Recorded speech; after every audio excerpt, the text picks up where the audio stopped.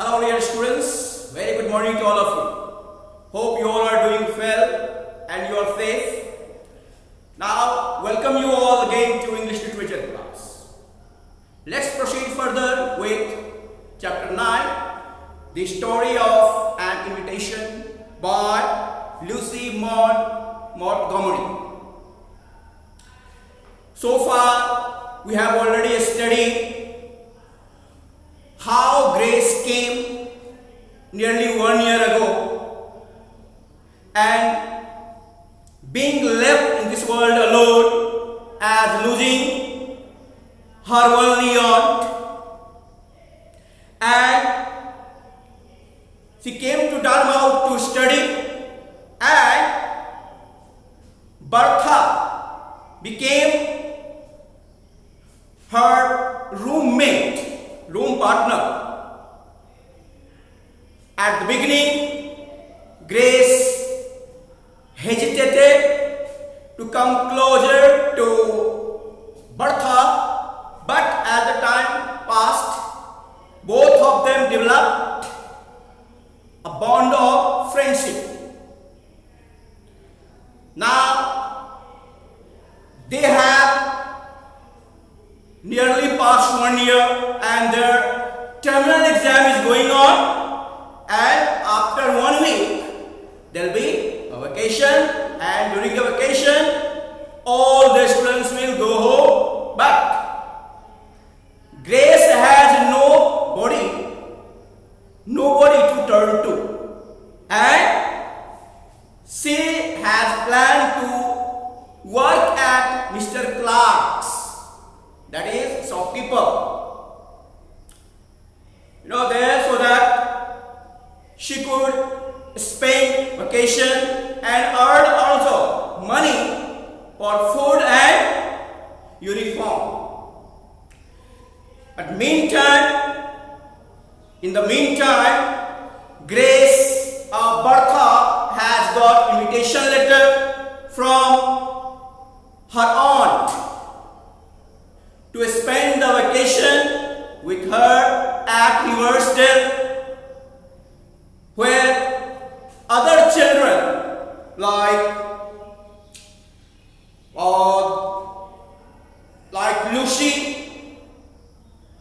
Louis, Faisy and Lily also are to come.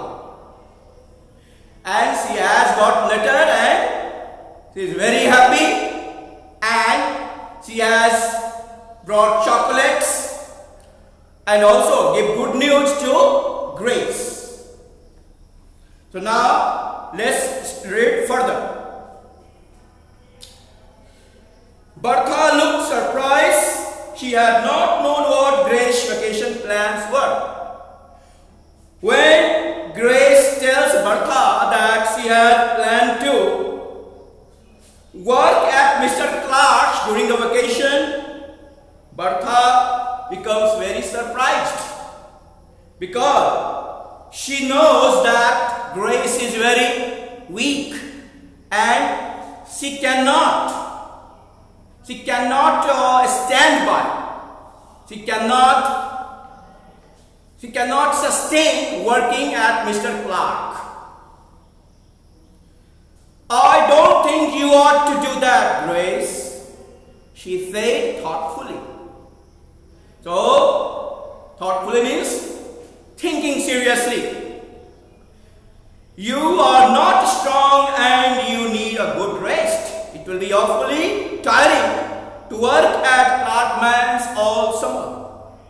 And Bertha knows that Grace is very weak and she needs rest a lot.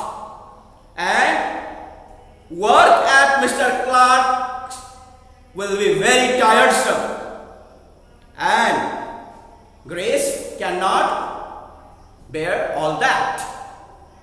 So she asked Grace not to do so.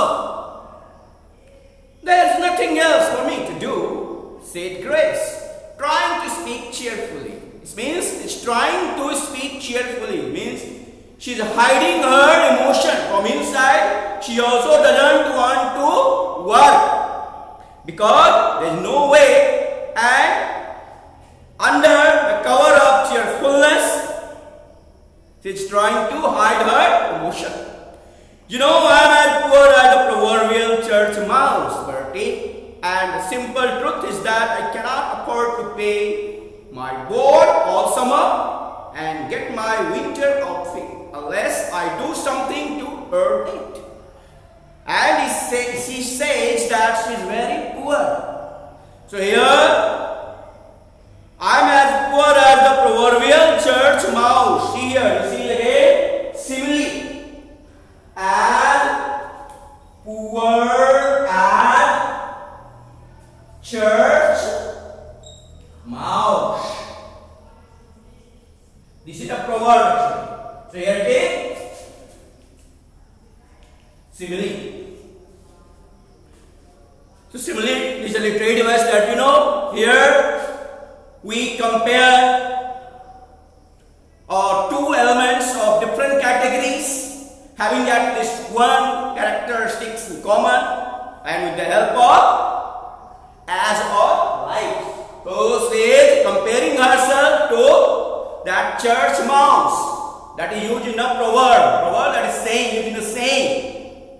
So she says that she is very poor and she cannot afford the boarding. She will have to pay if she stays at the boarding house, in the room. So, you will have to work, and a part of that, winter comes, and that time she needs dresses. Until or unless she works, she will not get money to buy that. I expect I shall be too busy to be lonesome, and I shall expect long. She says that as she will work, so she will not feel sad due to loneliness.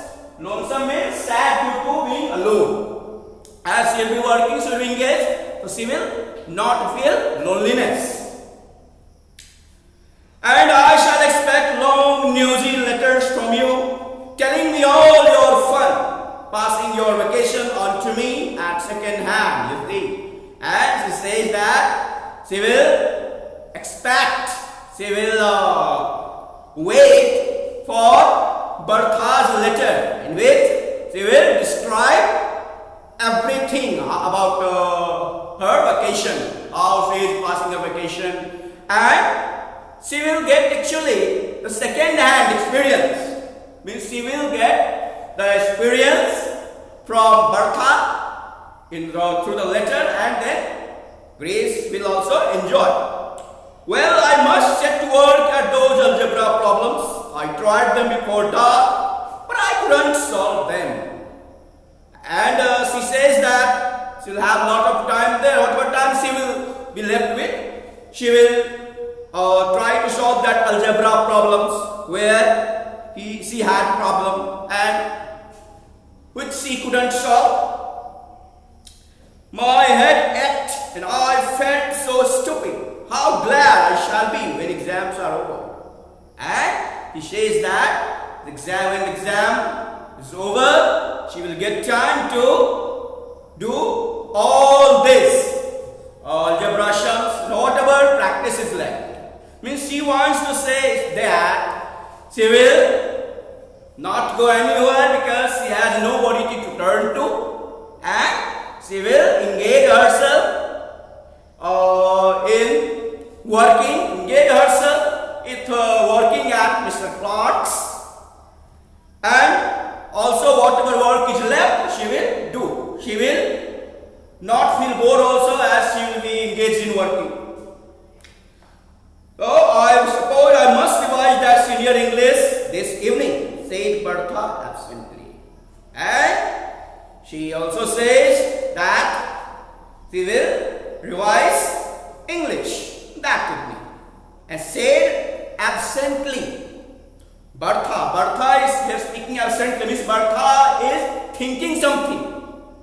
Absently means as though she were not present that time, at that place. Her mind is somewhere else. So that's why absently. Well, my dear students, thank you very much. So next part we will do in the video, and I'll send you PDF of this page, this chapter, whatever we have studied, and we'll go through this with the help of video, and I hope you'll understand that. Thank you very much.